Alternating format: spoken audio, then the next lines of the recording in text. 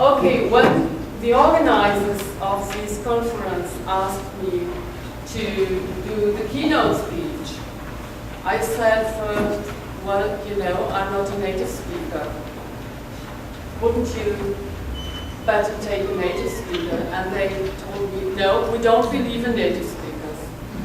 So, okay, I'm here, and the first keynote speech will be from a German speaker. He usually is talking in German for a foreign language. And yeah, we are here. And I'm really delighted. Okay. No, it's okay.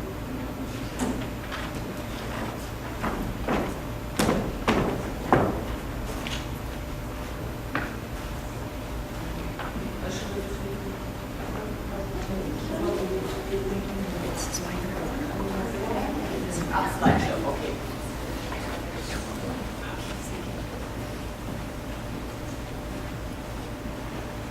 Here we are.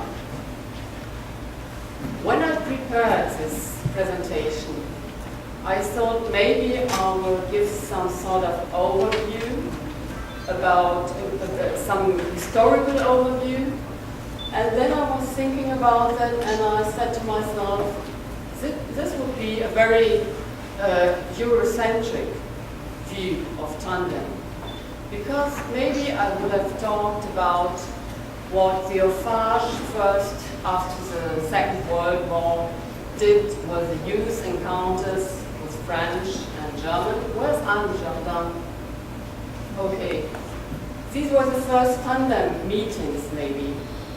But we don't know where really tandem started. Maybe it started 3,000 years ago.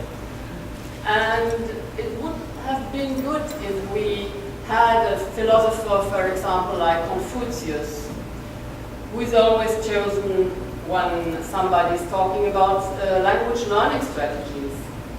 Confucius, who said, you know this statement? Give a man a fish and he'll eat for one day. Teach him like to fish and he'll eat for all of his life. For tandem, it could be teach a person and he will know a lot about language. Make him work in tandem and he will know to use the language. So, what a pity that we don't have a philosopher like Confucius. Okay, this is my content. I'll start with some remarks about tandem.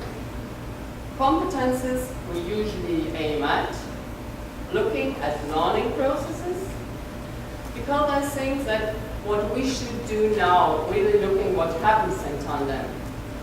We are here with a lot of concepts, tandem, and usually we work as theoretical driven. But what we don't do enough, maybe, that's driven by empirical research. So I'm trying to give as well, at the end, some remarks on basic and application-oriented research. Okay, maybe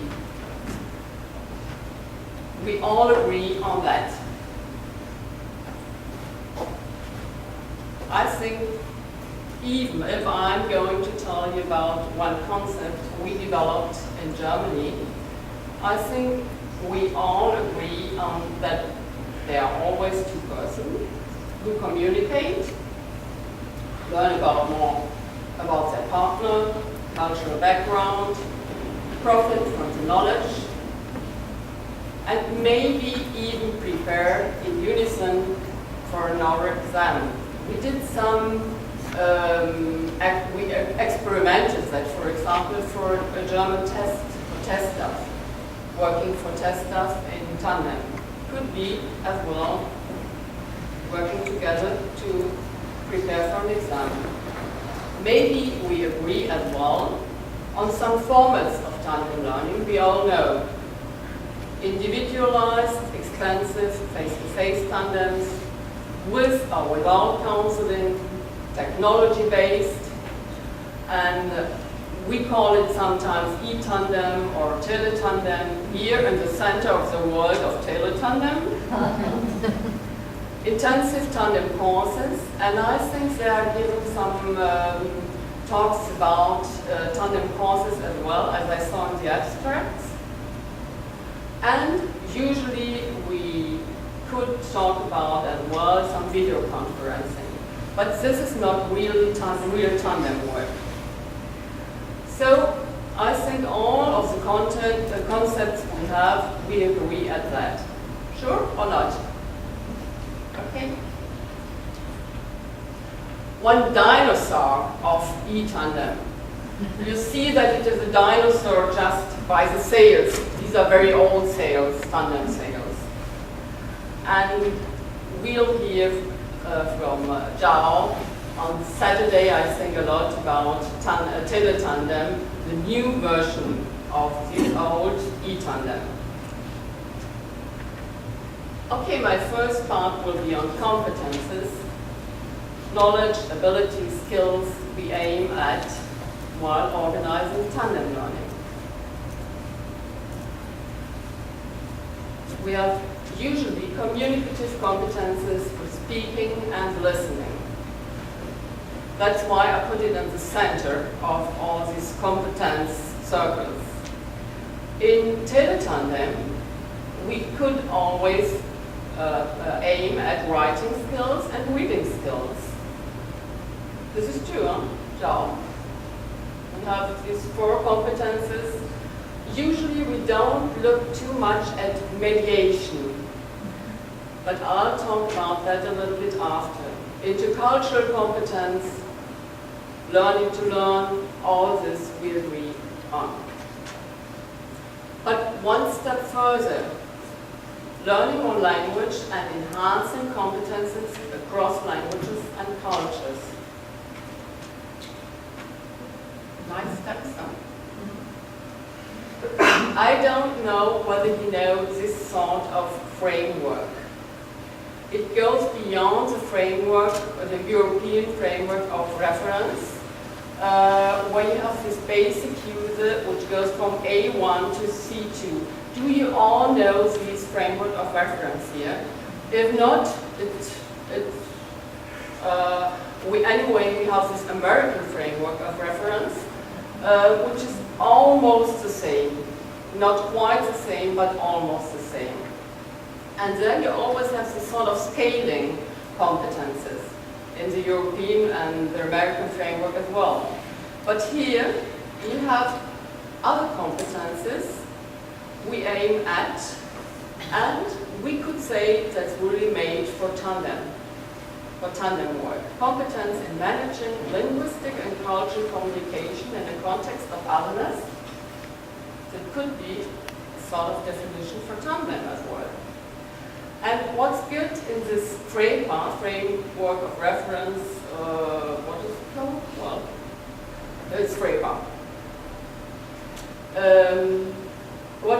What I think is good in this framework is that they don't scale these competences. And you have some other competences, I think, we could agree on as well. Competence in negotiation. That's what tandem partners always do when they try to work together. Negotiation about correcting, negotiation of when to meet, and so on.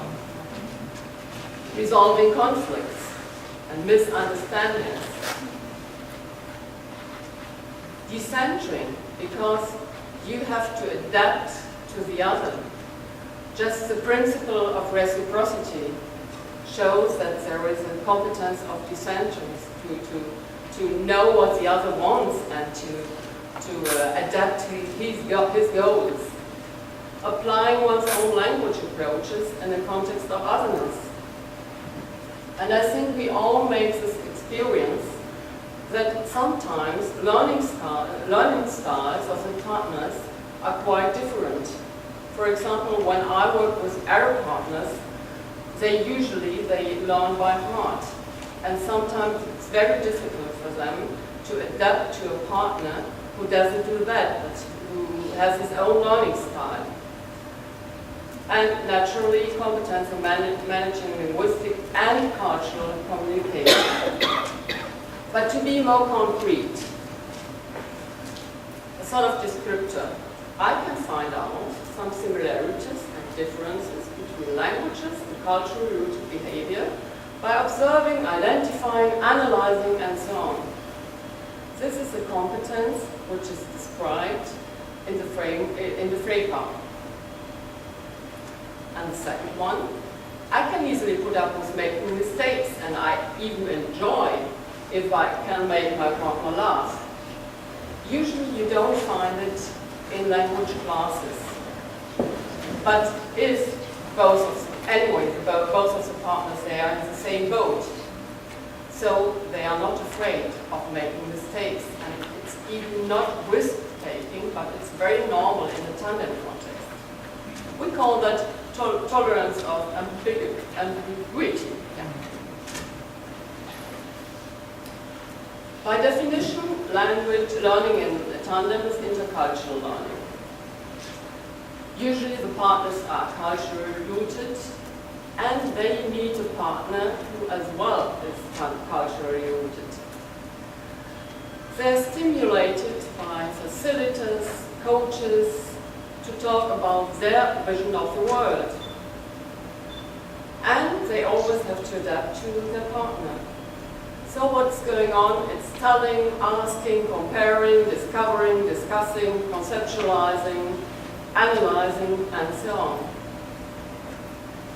And now I will show you some statements of learners in a project we did in Montana. This was an e-tandem project. At the time we didn't know Zhao and we didn't call it teletandem, but I think teletandem is really, we should use this, how do you call this? Definition? No, not definition, okay. Yeah, this concept of teletandem and not no more e-tandem.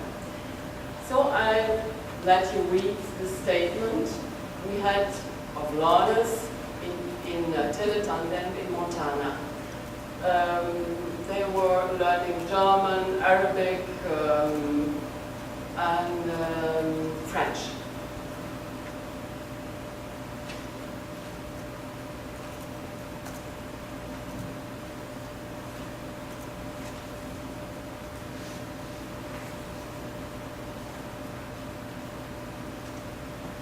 Another statement.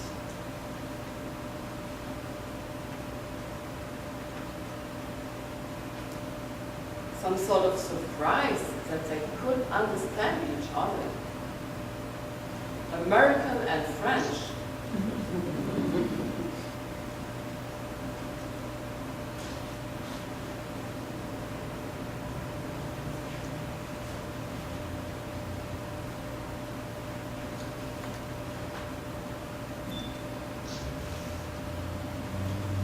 These are very positive statements.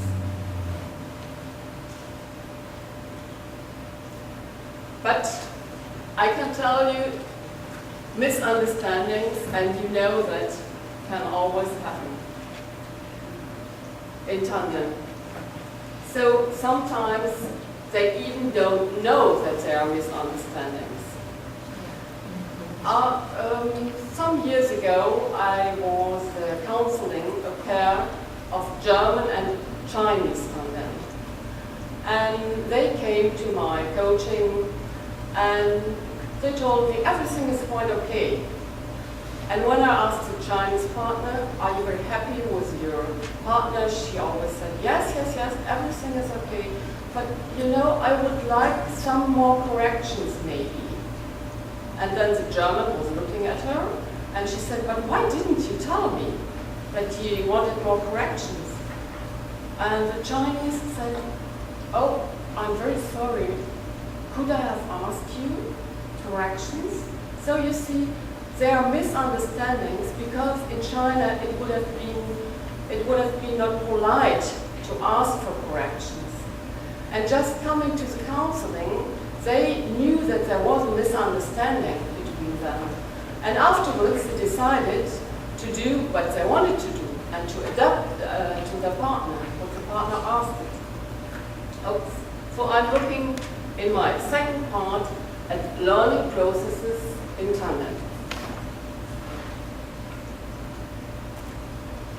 Well, we know since decades that learning always is influenced by individual factors and by external factors, and as well by social cultural factors. I talked a little bit before, I talked about different community styles, and external factors influence the tandem work, and above all, the internal individual factors of the two partners. So this we know since decades. But it has become very modern to look at complexity theory. And well, even if we can say complexity theory maybe is what we call in German old wine in new skins, it could help us to describe tandem learning processes. Because if you look at these factors, learning is always open, unpredictable, sometimes chaotic, complex, dynamic. It could have been a description for tandem learning. And I'll give you some examples. Self-organization, by definition, tandem learning is a self-organizing process, because the tandem partners have to decide when to meet, they have to decide on their goals, and so on. They have constant access to their goal setting, but they're constantly revising their goals, and they have to adapt to new situations and possibilities. So openness and adaptivity, factors which complexity theory has named. Non-linearity. We know that, I think, at least since the 60s of the late century, of the 19th century, Pitcorder and Seligman, they were talking about interlanguage, and interlanguage is always non-linear. I see some people making notes. You don't have to, because anyway, I'll give you this presentation afterwards. Is that okay?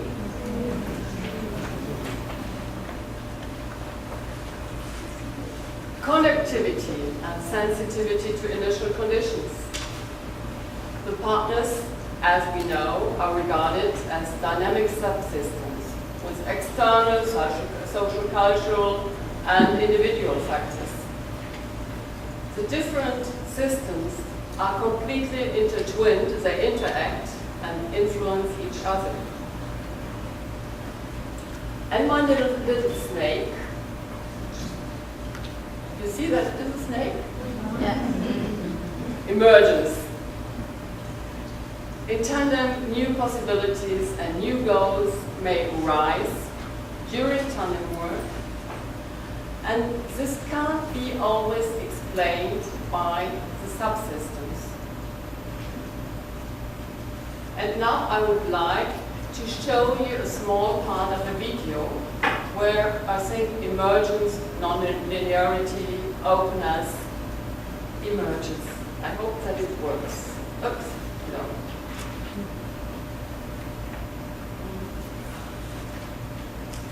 We tried it, and it worked. No, it doesn't work. I tried something else.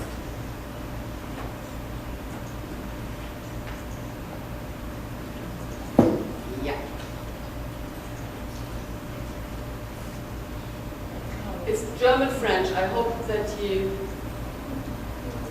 will understand it a little bit. The loudspeaker doesn't work. Le texte, ça vient des temps coloniaux. their goal was talking about their studies. So the German speaker starts in French, explaining something about Orientalistics. It's Oriental studies. Orientalistique. On n'a pas autant de mots compliqués pour la faire autour de ce sujet. Oui, mais c'est vrai que le mot orientalistique, ça vient des temps colonial. Colonial. Oui, et c'est négatif. Tout d'abord, c'était quelque chose pour. C'était une science, la Wissenschaft. Oui, une science. Une science pour mieux exploiter les colonies. Et c'est pour ça. Le nom est resté comme ça, mais en fait, il y a ce lien avec ces. Ouais, quelque chose de négatif. Oui.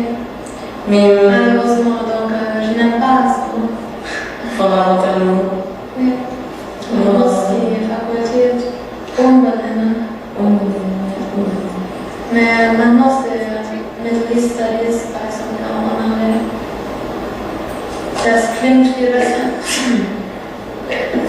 Ça sonne beaucoup mieux. Oui. Est-ce que tu me Gesundheit. À tes souhaits. J'allais dire santé, mais santé c'est en espagnol. Ah, c'est En fait, ils disent salud. bien. Salud. Sauf qu'en français, si tu dis santé, c'est chin-chin. Oui, c'est ce que j'ai dit d'abord. Oui, c'est ça. Santé. Ça fait un peu. Allez, on va se prendre une petite bière. Il est midi. Ok, il n'y a pas d'alcool. Et donc, oui, pour les médias. Sinon, il y a orientalistique. On n'a pas autant de mots compliqués pour la faire autour de ce sujet. Oui, mais c'est vrai que le mot orientalistique, ça vient des temps colonial. Colonial. Oui, et c'est négatif. Tout d'abord, c'était quelque chose pour. C'était une science, la Wissenschaft. Oui, une science. Une science.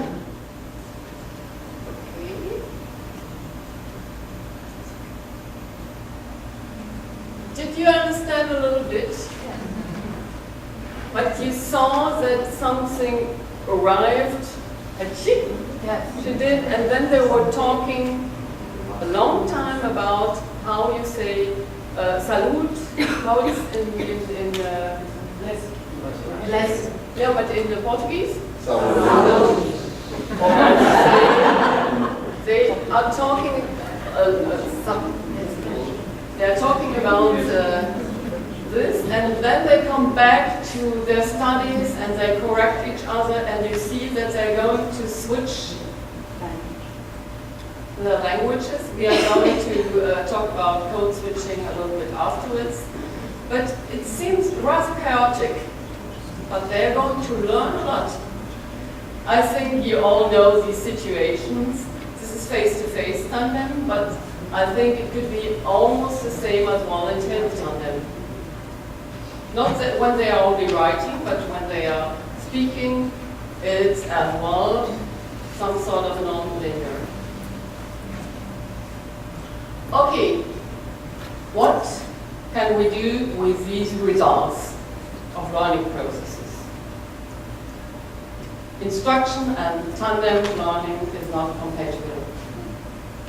Partners, usually they are not congruent. Quite other subsystems. Something unpredictable can always happen and can change the goals, what we saw this little part. But there must be rules, principles, just as reciprocity and self-organization are necessary for managing the learning process.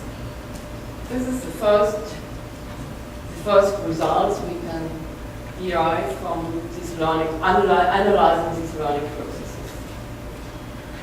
Okay, organizing, tandem, all of you know. Usually, I think we agree that at least the partners should be at least something like A2. That means not beginners. But, and maybe we don't agree on that, they must not have the same level of language. It depends on. They can work even if somebody is A2, the other B2. It could be worth to work together. Maybe we don't agree on that, but usually it happens like that.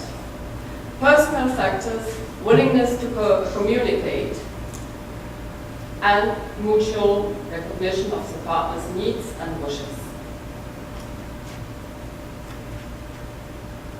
Some useful procedures tandem partners should be aware of. Sometimes I saw when tandem organizers started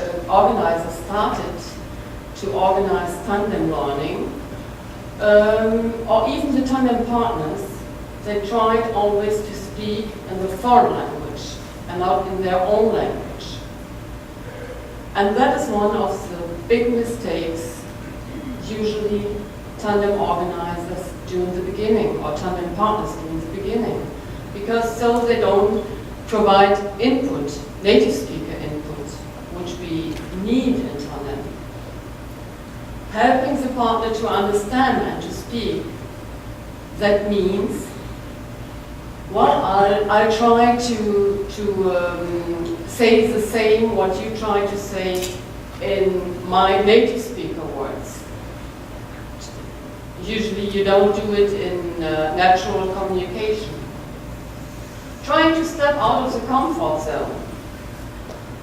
That is as well a challenge, because tandem learners, when they start, they are going to talk, to communicate, and not to try to talk about something they don't know, to try to take risks and so on.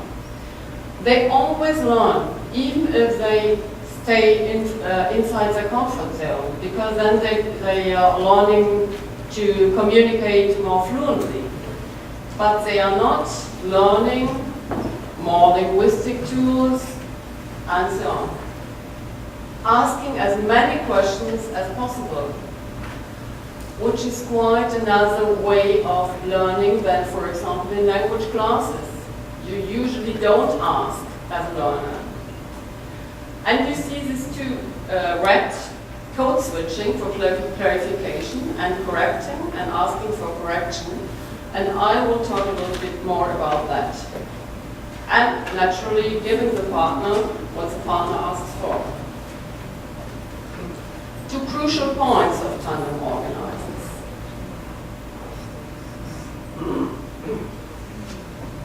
Use of L1. I think maybe we don't agree on that. Because when I read tandem announcement and tips for tandem learner, usually I find something that each time they meet, they should speak in one language only and then switch to the other language at an arranged time. But why? I think this is a sort of behavioristic view of learning. Because in behavioristic theory, we think that language has to become an habit. And that L1 could, for example, affect and disturb L2. But since the 60s, we know that it isn't true, because anyway, learners, they always have in their mind their L1. So anyway, if we try to leave it outside, it's always there. And in tandem, I think that we should take into consideration code switching is something what happens in natural communication, in natural multilingual communication. And if, for example, we are going to meet here, we sell several L1, and in working groups, in big enterprises, for example, Even if they are communicating in English, there's always a sort of code switching to other languages if they don't understand. If there has to be a mediation process, that means not translating, but really mediation. Just talking what the other has said, just trying to catch the topic. And so in natural communication, this is a natural multilingual communication. This is very normal to do code switching. So we even should tell the partners, you can do code switching. Because then you can clarify, you can negotiate meanings, which you can't do if you're only talking in one language and then switching to the other language.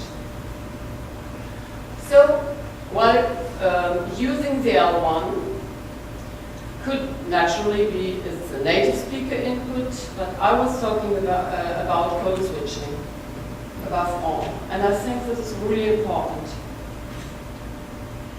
Use of mistakes and errors. I think we agree on. There's a necessity of stepping out of the comfort zone. That means the partners have to make mistakes. If they don't make mistakes, they're not learning. Just being more fluent afterwards, but they are not taking risks and then learning. They are not progressing. Self-correction was a little help from my friend. It's a sort of dynamic assessment measure. Because if tandem partners, for example, they help each other, not by direct correction, but by trying to help the other a little bit so that he or she can find the right utterance. This is one measure we know from dynamic assessment, and which helps the partner to the zone of proximal development, to step a little bit further. What the partner can do for correction, but what he should not do, recognize mistakes for sure, and help to find the correct form, but not giving explanation. I think we agree all on that. Because you sometimes see tandem partners giving explanations about one grammatical concept, and you think, oh, what's that? It doesn't work. Usually they even can't do it. Modality, for example, in German, it's quite difficult. And even Germans, they can use modality, but they can't explain it. So, but sometimes they try. And what you see then, sometimes it's really ridiculous. But they can help the partner by giving examples. When do I say that or that? Not explaining, but I think we agree on that. My third point will be looking at supporting learning in tandem. When we did our first projects for e-tandem research, we saw that the tandem partners, they always learn something, even without support. But they could do better. And so I think most of the tandem organizers, they are giving general information in one first session, which is very usual. Sometimes they are trying to give some special strategies. I don't know whether all of you are doing individual or pair counseling. Who is doing counseling for tandem? Could you? Yeah? Counseling or coaching. And one of our collaborators, she worked with peer counseling. That was Brigitte Hermling, and she invented it a little bit. And when I looked at what she was doing, I was really very astonished because this peer counseling worked very well. They were sitting pairs of tandems in one room, and they were doing, for example, some recommendation, but as well some compliments, looking at the tandem partners working together, and then they had to give some compliments afterwards and some tips. And if a tandem counselor gives tips, usually they don't listen. But if there is another pair, they really listen and they try out all these recommendations and tips.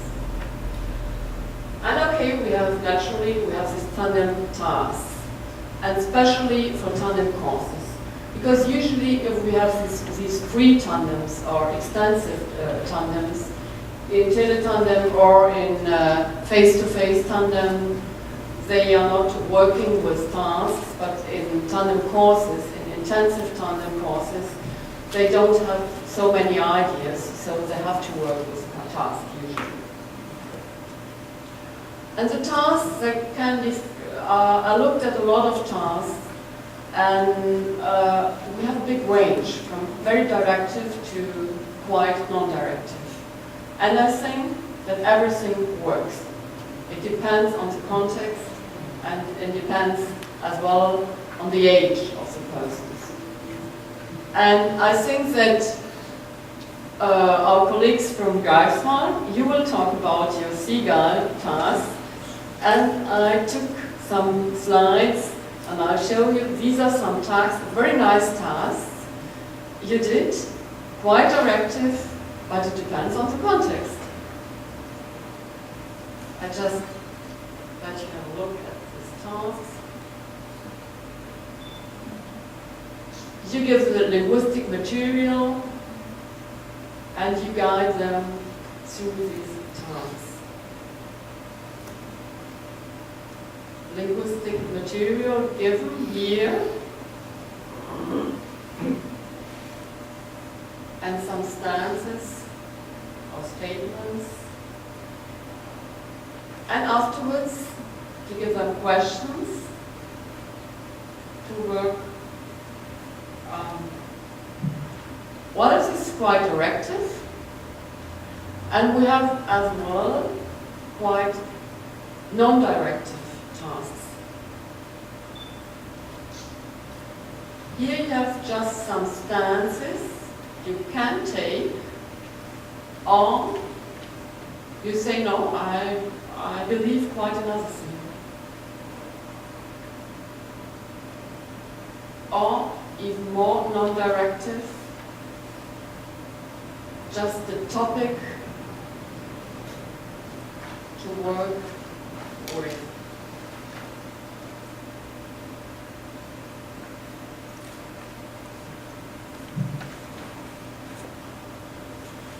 Well, what should tandem tasks be like? They should offer space for both partners and their needs and wishes. They have to be personally relevant. And in Seagull, you are talking about this project, I suppose. You have a lot of tasks which are personally relevant for a lot of people. And I think that's a really good idea.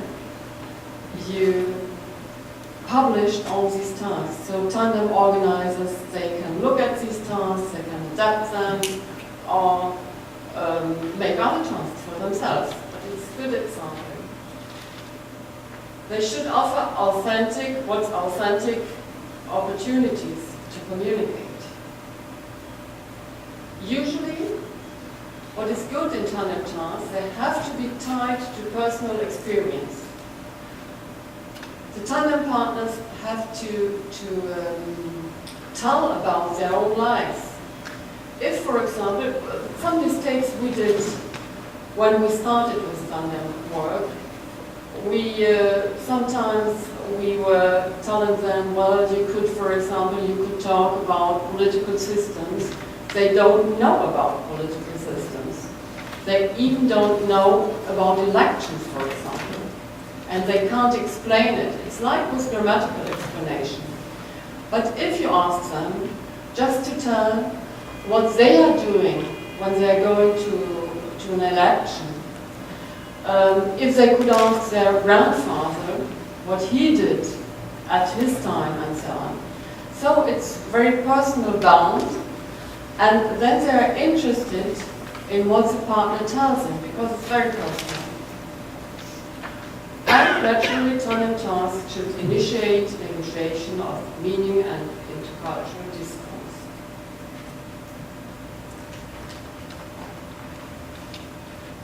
Support, second support, counseling and coaching can be as well quite directive to non-directive. Usually our first mistakes when we started counseling was that we tried to give really tips. Do this, make this strategy, use this strategy, very specific. There exist specific tandem strategies, but just telling them to use these strategies doesn't work. It's a sort of teacher behavior. And teachers, and I think we all were teachers when we started tandem, organizing tandem. Usually we react too quickly, and we are giving too quickly just recommendations and tips. Whereas the coach just searches for the root of a problem and tries to let the learner find for itself his way or the root of his problem. Coaching usually aims at reflection. Jessica will talk about reflection in tandem and about using the tandem log or tandem portfolio. And coaching or counseling just aims at facilitating decision on personal goals, which at the beginning we made many mistakes because we asked the learners, well, what are your goals? They don't know about it. Well, they answer, we want to know the language, or we want to be perfect in pronunciation, or whatever. But just to make the goal realistic, you really need somebody who asks you questions about what you really can do, what you are able to do, how much time you have to work in tandem, and so on. That means it's a sort of not breakdown, but making goals very small and realistic. And evaluating one's own learning process. When we did our first tandem courses, Talmud brothers and me, we were very frustrated. Because at the beginning, all our nice learners, they even couldn't, for example, ask for wine in Spain. Coming back, they were talking about politics. And when they were asked, well, what did you learn at home? They said, well, no, it was fun, we didn't learn anything. So I think that sometimes you make as well these experiences. And so we always have to try to make evident what tandem partners have learned. Sure, we could do that by tests, but there are no tests testing progress in tandem. This doesn't work. We can work with standardized tests, but that doesn't mean that we see the progress. So that's very complicated, and we have to adapt other measures to evaluate. And coaching and counseling aims at seeing what, at making evident for the learner what you learned. That means coaching is meant for optimal, personalized use of working in tandem. Other supports. we experimented with observation of tandem partners. You only can do that in face-to-face tandem, but I think as well in tele-tandem, but because you can observe what they did, if they wrote something or if it's taped. So sometimes tandem partners, they don't want to be observed, but sometimes they even ask, for example, counselors, and we see that in tandem courses. They ask them to observe and to tell them what the, for example, the counselor saw, just what he saw and not what he recommends. And just gives us transparent feedback. Peer-to-peer counseling, I talked about that a little bit before. And special tasks to encourage the learners to reflect on the strategies. Here you have some questions for reflection,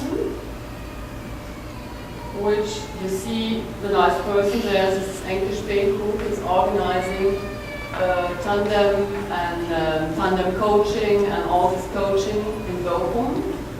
And if you want to know more about that, you could go to her homepage. I think she will, it's not working about one project, but with a lot of information about tandem in Bochum.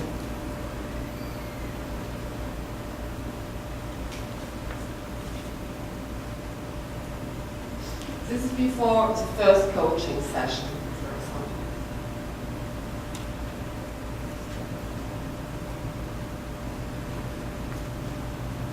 And my last part will be some remarks on basic and application-oriented research. And I know that the crew in ASIS is doing a lot of research about tandem learning processes, and as well as think about counseling. Yeah, Anna is here. She works about counseling.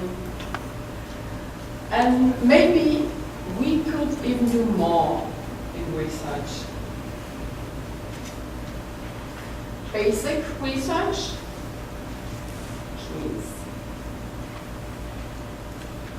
refuting or supporting theories. And it's just to explain what happens. And usually this sort of research is descriptive or explanatory. But there's no direct use for practical application. Application-oriented research. This is systematic use of empirical research methods for gathering information about impact, interventions, effects, and some questions. Which individual learning processes can be identified? And that we could do by observation or introspective interviews, not by questionnaires. Because questionnaires are not a good instrument for looking really at learning processes, because it's very superficial. And they just answer the questions without reflecting about what they really think, about what they really learn, and so on. About what they do, because they have their own subjective theories about their own doing. And that doesn't mean that it is what they are doing. So we need to combine these methods. How do they cooperate? Because some of the tandem organizers, but some years ago, they always said, well, maybe we have to look we have to combine partners which really fit to each other, same interests and so on. This isn't true, because if they have the same interests, maybe they don't have to talk a lot about. If they are different topics, it could be more interesting for them. So, application-oriented research is looking at what works for the partners. Because what works for progress, it's very difficult to do research about that. But we have a lot of advantages for researchers in tandem. which, for example, we don't have in classroom research. Classroom research is so difficult and so complex and complicated. If you take, for example, a class with 40 persons, afterwards it's not possible to analyze. You have a lot of statements you even don't understand and so on. But we are so privileged, yeah, because we have really a direct access to the field. And we have this direct observation and introspection. And tandem researchers, they sometimes say, well, you know, if I'm doing my introspective interviews, they are going to change the process, the tandem process. Because if I'm interviewing them afterwards, they are more conscious about their own learning. And it's going to change. Without my interview, they would have done maybe something else. But, okay, that's it. So, introspection. It's almost like a coaching session. It helps the tandem partners to progress, to reflect on their own learning, and it helps us to do research about the process. And we have to accept that we are going to change the process. I think this sort of ethical question in research, but just accept it. And with a lot of methods. And I think for tandem we can use all these mixed methodology designs, like assessment, well, maybe not standardized assessment, but at least dynamic assessment, observation. There are some, for example, there have been done some research by discourse analysis. And in discourse analysis, you, for example, you find some evidence for intercultural learning. It's very interesting. Qualitative interviews, learning blocks, and learning portfolios, they're a good instrument, not only for coaching sessions and for counseling, but as well as a research instrument. And group discussion. If you take, for example, peer counseling sessions, that could be as well an instrument. And finally, what are the challenges for our conferences? Maybe we all have very different concepts. Maybe we don't agree on everything, because, for example, our working group is very non-directive. There may be other persons who are more directive. But we can say that one size fits all doesn't exist. It's maybe the same that for language teaching. We had a long time trying to find the best method. Now we even don't do anymore looking for the best method, because we know that the best method doesn't exist. And I think we have to accept it as well for tandem learning and for tandem, for organizing tandem. Another challenge is to wish to know more about what really happens in tandem, because that means more empirical based than theoretical or conceptual based ideas about tandem. And above all, accepting, and that is really difficult for teachers, accepting that organizing tandem, counseling, coaching, and teaching are really different fields of professional activity.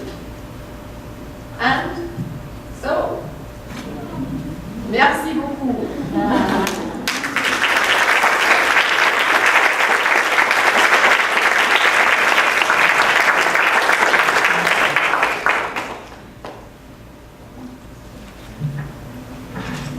Well, I think we have the possibility for questions, discussing. I think if you wish, you can call me and then I'll take the mic for you, or I don't know, if you prefer, you can ask questions like this. Which do you prefer?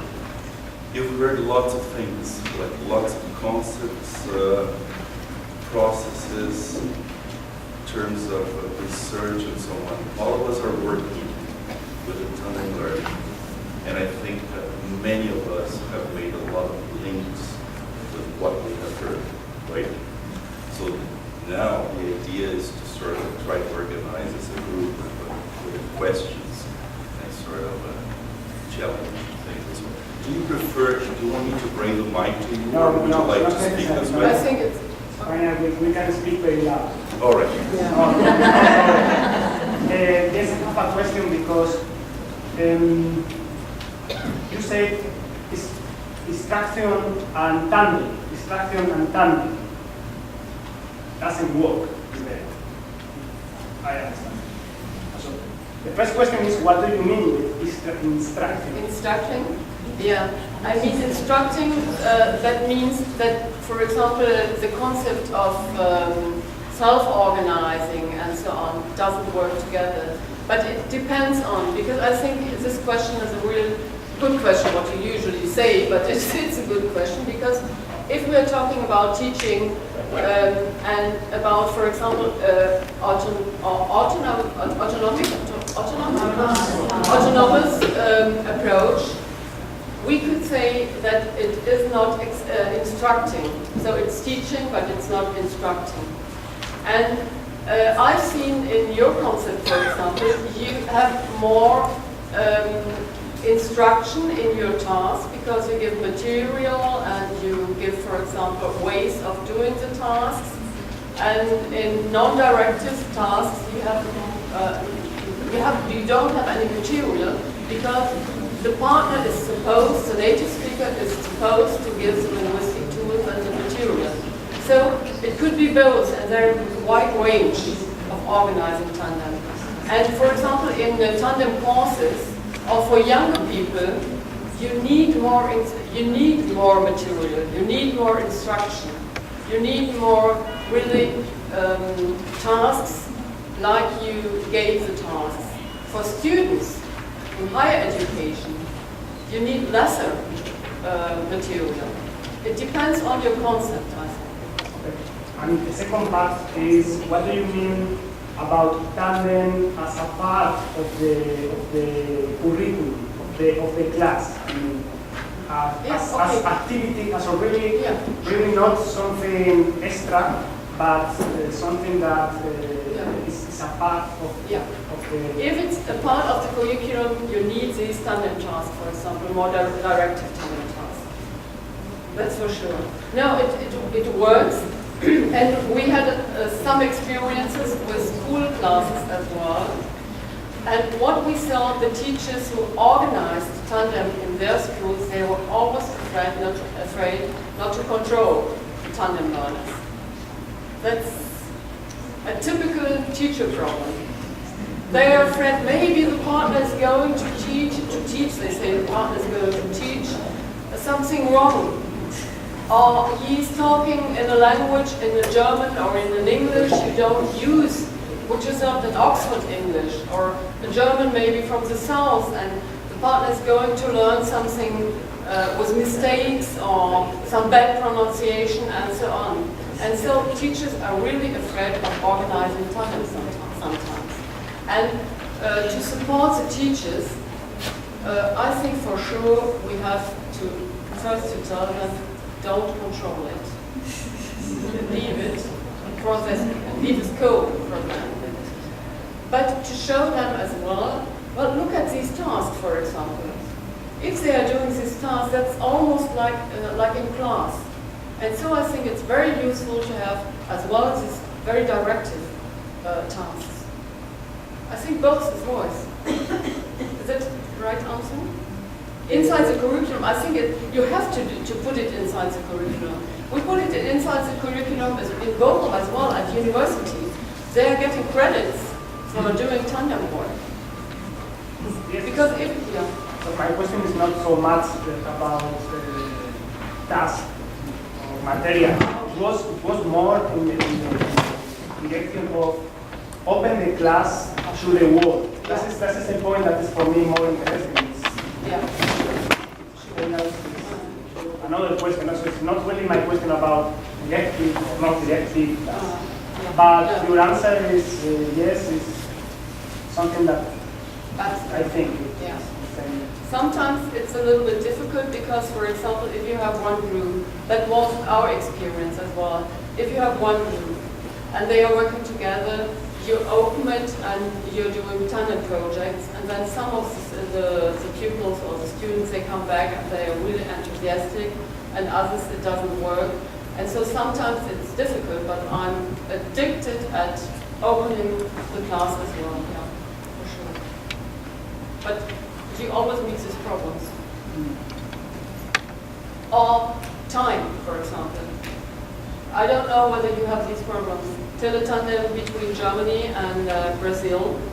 When do they have the time to work together?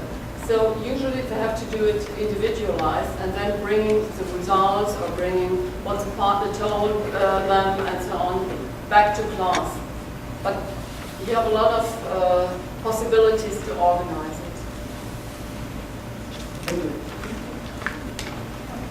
I would like only to share with you what we've been doing concerning counseling or coaching. We call it mediation. Yeah. We have our partnerships.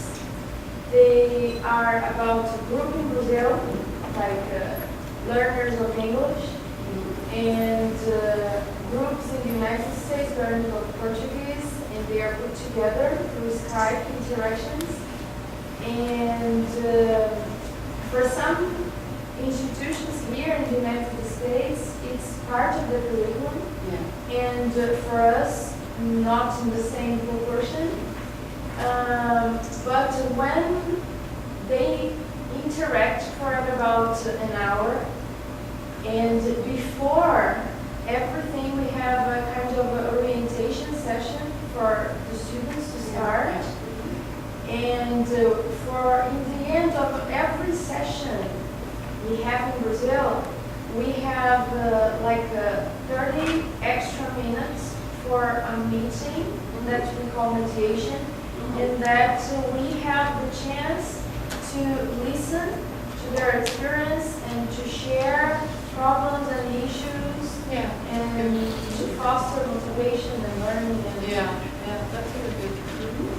to share. Yeah, if you tell it mediation or counseling or coaching, I think, well, usually now in our university we call it coaching because it's a very strict process. But for tandem, you need as well counseling, because counseling is well a little bit more directive. And you need this counseling because you have to give information about how to work in tandem and so on. And then the coaching session is just for seeing what the goals of the tandem partners are. Which goals do they have, what resources they can realize, and then making a sort of action plan for them. But this works above all for free tandem, for extensive tandem. Courses, these are teachers and counselors in Bochum. They are working with more or less more counseling session because they are observing the tandem work and then giving feedback and so on. Here, everything works, I think. Karen, just to clarify about the curriculum implementation, I think what we have been doing also is that sometimes the class meets with the class in the United States, for example. Our American partners are doing pretty well with this. Like they organize the group here, and we organize the group there. So we have the groups interacting at the same time individually. Each one interacts individually, but they are two groups at the same time.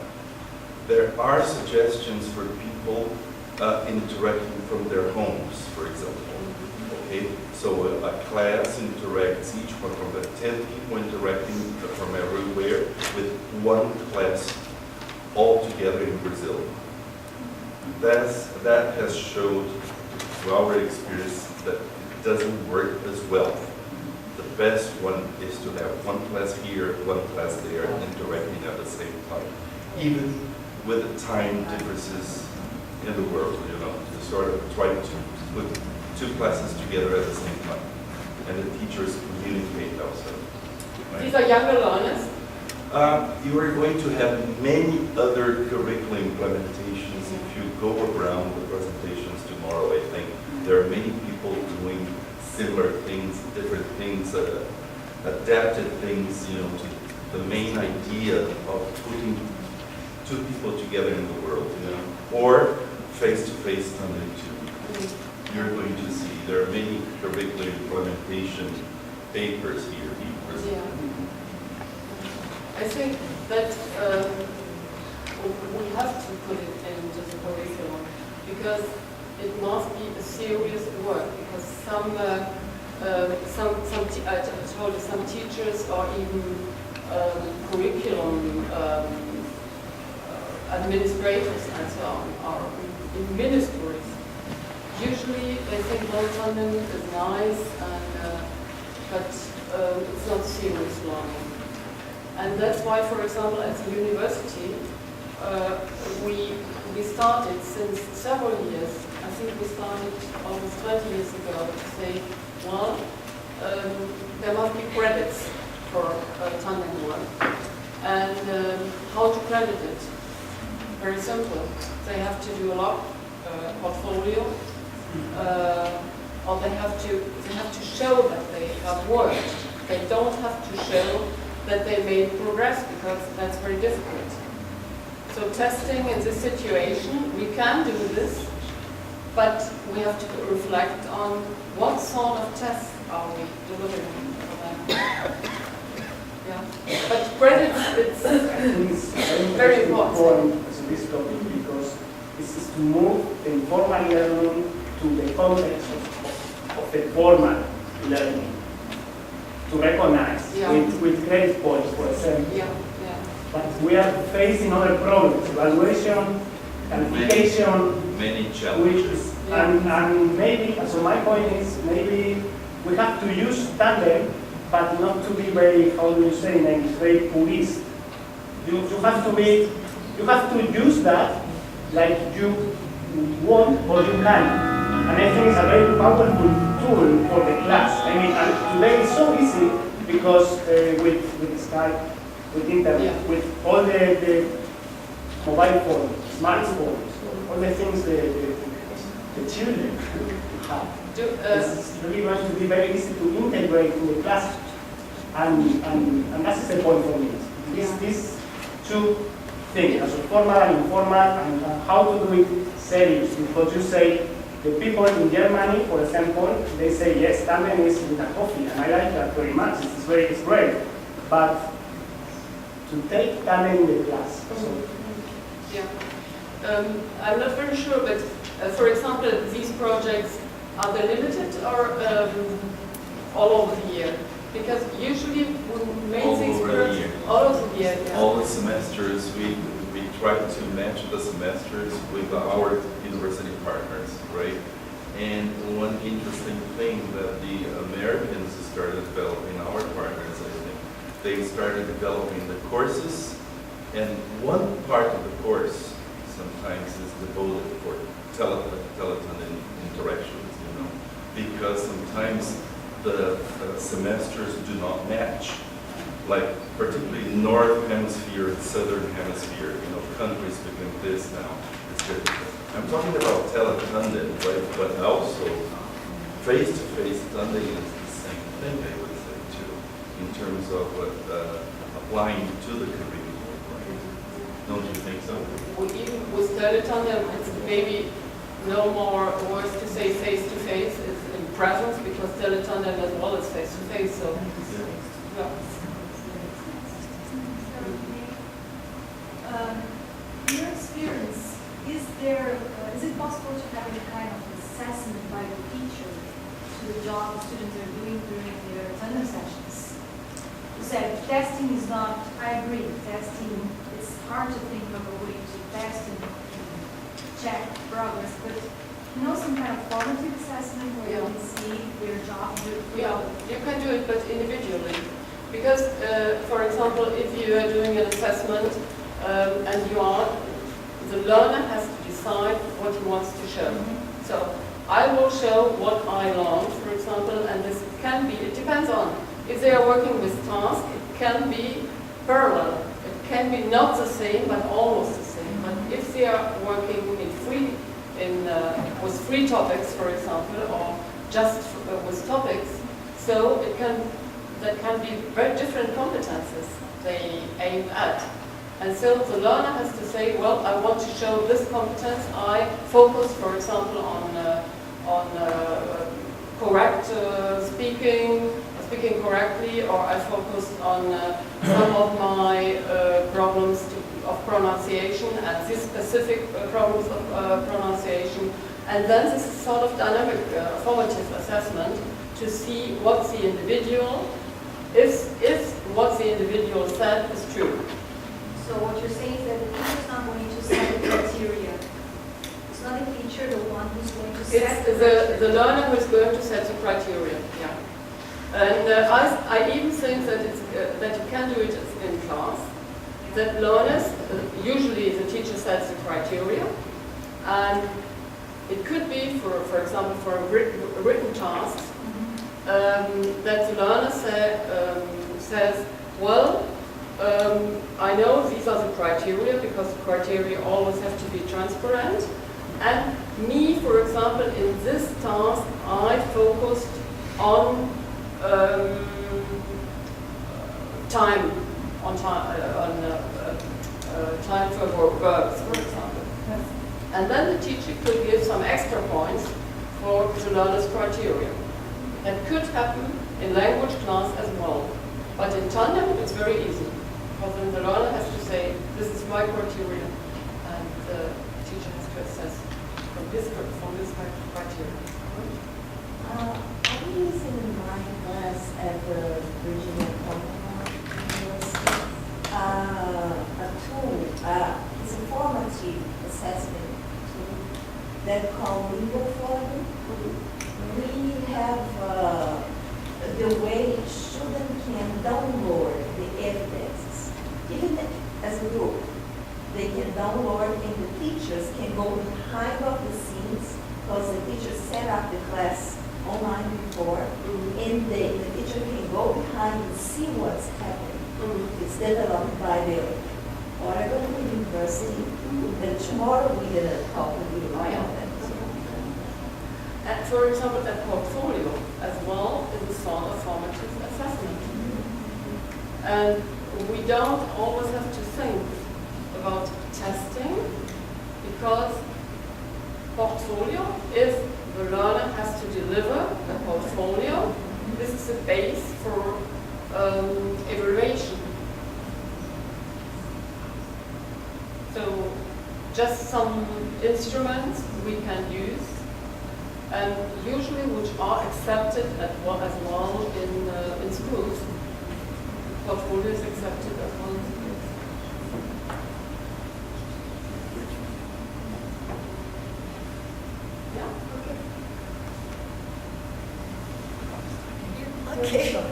Okay, only to share my happiness with you. I come from Chile, Universidad de Concepción, and I started working with tandem and 2 years ago. Okay, I met Diana from Canada, and I've been working with her, with my students, with graduate students from different neighbors in Chile, in Concepción. And I met Martina. I don't know if she's here. I haven't met her. Okay. So, but my experience with my students has been amazing. They are very motivated. But the only problem that I have had is, as it is not in the curriculum, okay, so so it's only a complementary activity. I don't know how to evaluate them. Okay, I have to create an assessment part for make them, as you were saying, it has to be a serious learn for them. They have to learn. I give them instructions at the beginning. I give them the topics, okay, and then they continue. They have to send me some videos and some, the same as you did here, okay, to show me what they do. Okay? But it has to be really a good It's possible, experience. but I think even if you are asking them for a portfolio, where they just note when did we meet, what did we do, and so on. And today, I just putting something they learned and reflecting about their processes. It's that you can take as a base for assessment. Like a bitácora, we call it in Spanish. Okay, a portfolio is like a schedule. Okay, when they met. That's it. Yeah. Okay. That's it. How long the sessions were. If you want, Jessica, is our portfolio on the on our homepage? Actually, not right now. But I think we could send it if somebody's interested.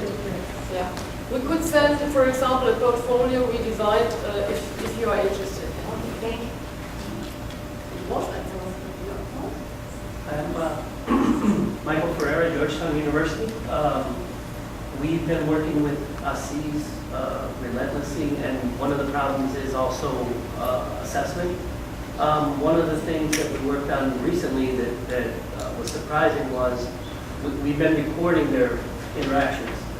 And at the end of the semester, the students get to look at their first and their last interaction, and then they write a self-assessment. And that was very interesting to see them reflecting on their own changes in the target language, right? Yeah. But what caught my eye was at the beginning of the of your presentation. Fantastic, by the way. Thank you. That was beautiful. At the beginning, you mentioned the different competencies that we should be looking at, right? And they're not scalable, and I agree with you on that. But there are pressures, not from teachers necessarily, but from administrators, and also from people offering jobs in the market now. In the United States, it's very common to pull up and open a newspaper and see cultural competence required. They don't define what it is. They don't say when somebody's culturally competent or how somebody achieves this, but they're now posting it on jobs, and our students are coming to us. So my question is, if it's not scalable, how do we measure these competencies? How can we, as the professionals and the experts in the field, deal with this? Because this is coming up. There's no way of avoiding it. Well, my answer would be, we have so many standardized tests. Just to do a standardized test and to give that to the employer. Because if we try, for example, to scale intercultural competence, we can scale it. But it's not bound to the linguistic competence. Because somebody can be interculturally very competent and be at a very low level. So it doesn't fit. And this is very difficult. And Abarium, for example, we scaled as well. I scaled a little bit intercultural competence. But the American Association of Colleges and Universities has an entire section on how to scale cultural competence. Yeah. But if you look at it, you see that in an exam situation, it doesn't work. Yeah. For example, in our testing, in standardized testing, we say sometimes skills we can test and skills we can't test. Difficult, measurable competencies. So usually in standardized tests they are not tested. Sometimes we even have some testing tasks for intercultural competence. For example, you give them a situation And then you let the testees say, is this situation appropriate or not? Then you can test it. But this hasn't to do with testing the competences they acquired in tandem. It could have been acquired somewhere else. So maybe we should separate a little bit the testing from progress in tandem.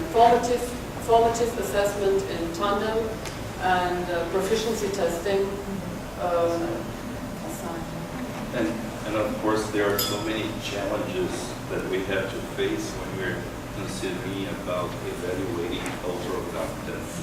Of course, first we have to know what culture is, what we are defining as culture, how culture can be evaluated, and so on. So Michael has posed a very, very important question in terms of assessing cultural competence there. What is competence at the same time? It's so complicated all, right?